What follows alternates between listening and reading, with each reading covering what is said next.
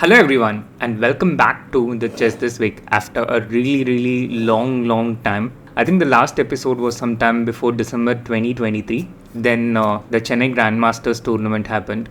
First it was the Chennai Floods.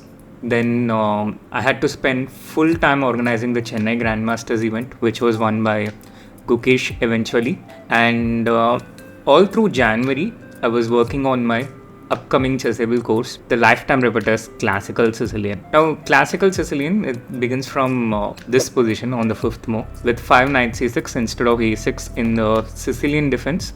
We reach the Classical Sicilian, but it's not just a repertoire focusing only on Classical Sicilian, but it is a full repertoire as black. So after 1 e4 c5, all the different anti-Sicilians are covered, and apart from that there is extensive coverage on Classical Sicilian also. So like my earlier course, the Lifetime Repeters Catalan, it is a full repertoire encompassing all the different variations, but that was based on Catalan, and this one is based on the Classical Sicilian from the black side after 1 e4. And apart from that, another bit of personal update, I took several months to play my first tournament in 2023. It took almost 6 months for me. In 2024, I'm playing a tournament in just my second month. In February, I'll be playing in the Bangladesh League. So that's another exciting development that I'm really looking forward to.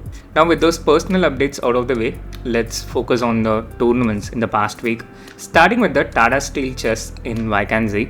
And this was won by the Chinese Grandmaster, the Chinese number 2, Wei. As many as 4 players tied for the first place. This was Wei, Gukesh, Anish Giri and Nodibek Abdusatro, both of them taking on fabulous performances from 2023, carrying it forward and also playing some great chess in 2024. But in the tiebreaker, Wei managed to defeat both Nodibek Abdusatro and Gukesh 1.5 convincingly, and managed to win the Tata Steel Masters for the first time. Now, apart from these 4 players, let's look at how the other players have performed, starting with Ali Riza, a pretty decent performance with 7.5. Vidit with also a pretty decent score, 7.5, and briefly getting into the India number 1 in live ratings. And Pragg continued his unbeaten streak. He's become really hard to defeat. He's become super solid. He also scored 7.5. Nepo and Ding not having great tournaments, 6.5 and 6 points respectively. And I think Ju Wenjun performed quite admirably. The women's world champion, she scored 4.5 out of 13. Max Vermadam had a very good start with 4 out of 8. Had a very sad finish with 5 losses in a row. And Donchenko Jordan with 4.5, not quite a score that they would be excited with.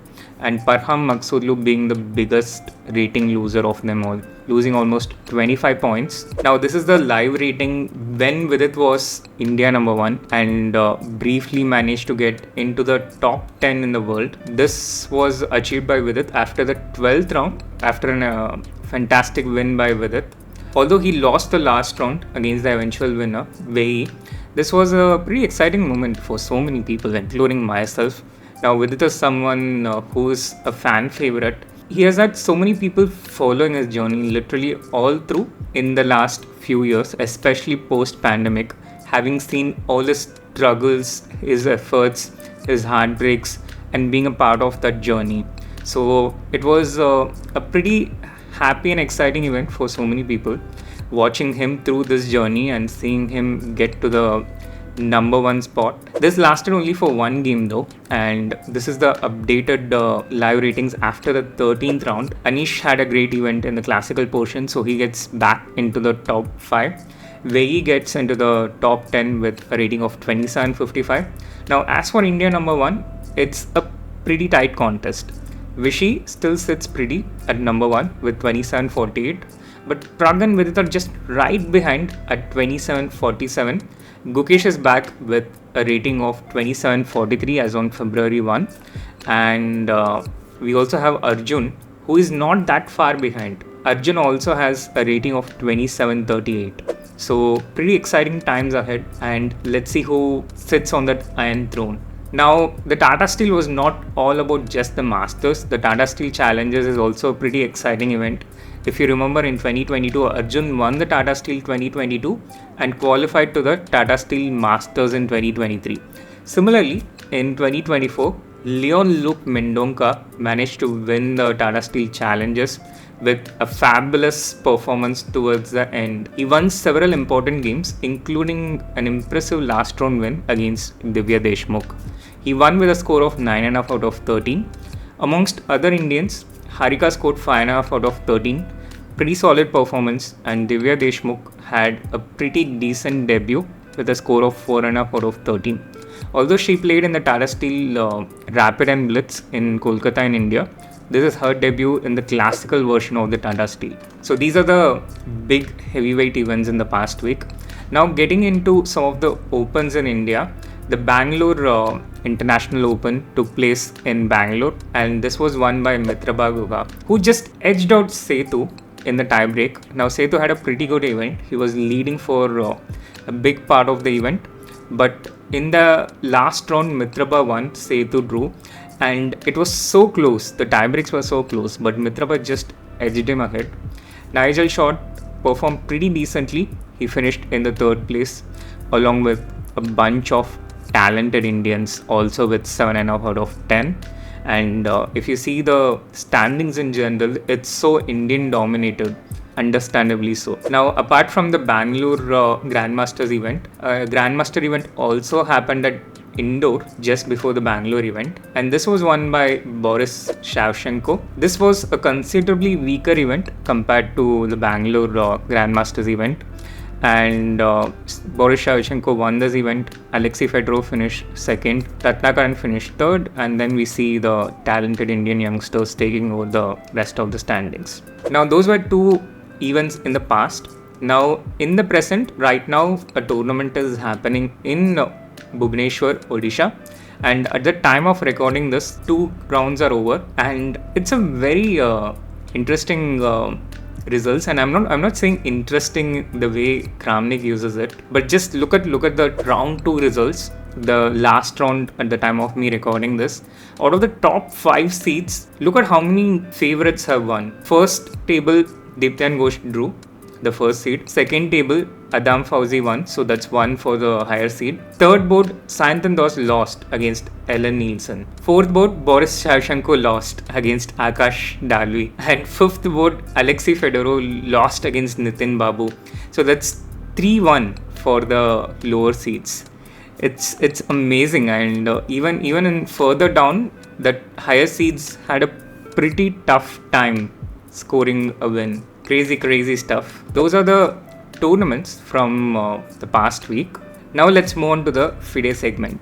Yes, we have a FIDE segment. I know. This is not the Chicken Chess Club podcast, so please stay back and tune back in. But yes, we have a FIDE segment, and no, this is not a guest segment by Peter Hein Nielsen, but the updates to the qualification paths for the candidates tournament in 2026, the FIDE World Championship cycle.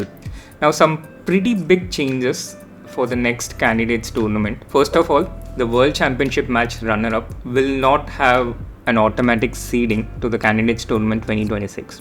So that means the World Championship match, which will take place between Ding Liren, the reigning world champion, and the winner of the 2024 candidates. Now, the loser of this match will not get an automatic qualification.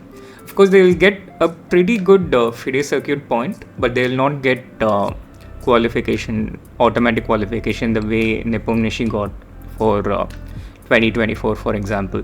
World Cup Grand Swiss, they remain the same, but FIDE circuit slots are increasing. Now, FIDE circuit is where through which Gukesh qualified this year, just beating Anish Giri thanks to the Chennai Grandmasters tournament win for Gukesh. And this is increased to 2 slots for 2026, and also the 5 best performances were taken into account for the previous cycle. Now for the next cycle, 7 best tournaments will be taken into account, and there are a few more technical details, but these are the big changes in general. And the rating slot also undergoes a change. It's only 1 slot for the rating, But this candidates, it was simply the highest rated player after a cutoff date. The next candidates tournament, it will be a 6-month average, and based on the 6-month average, the highest rated player will qualify. If this highest rated player qualifies through another path or does not want to play, then it will be the second highest rated player. If the second highest rated player also has qualified or does not want to play, then it won't be the third highest rated player, but it will go to the FIDE circuit. The FIDE circuit is getting a lot of weightage, and these are some of the updates for the FIDE World Championship cycle.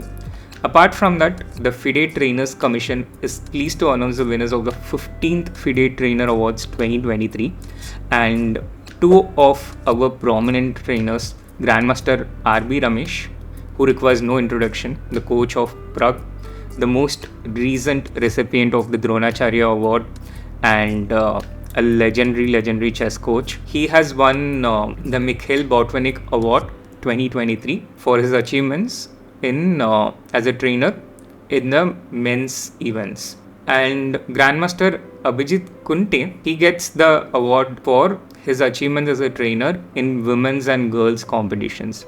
So he gets the Vakhtang Karsaladze Award 2023, and he has had several achievements in the last few years. A silver medal in the World Women's Team Championship 2021, Asian Games 2022, and a bronze at the 44th Chess Olympiad in Chennai in 2022. So a big congratulations to both of them.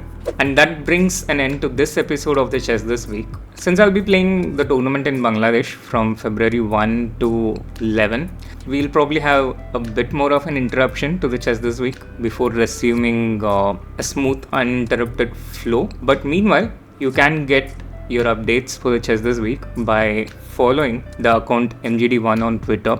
So there is Chess This Week on Twitter as well now, and MGD1 is doing it. Whilst I'm back with the updates during the interruptions, feel free to give a follow to MGD1 on Twitter, and you will get your dose of Chess This Week and the relevant updates. So that's this episode. Thank you so much for watching. If you like this episode, do hit the like button and subscribe to the channel if you haven't. See you all pretty soon. And don't forget to check out my Chessable course, which will probably be out before the next episode, and I'll be back after my tournament in Bangladesh. Thanks for watching.